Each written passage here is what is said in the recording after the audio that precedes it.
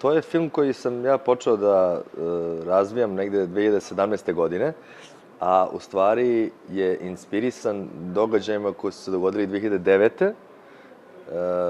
godine u Srbiji, kada je izašao jedan snimak na kom se vidi brutalno prebijanje od strane sveštenika, štićenika koji se nalaze na lečenju od bolesti zavisnosti, koji su se lečili u jednoj komuni manastirskoj.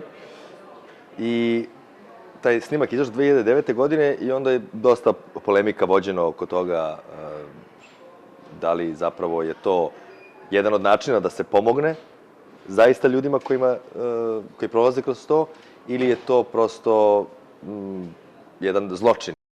Пектен ми е драго што оваа магла од култура која што имаме во последно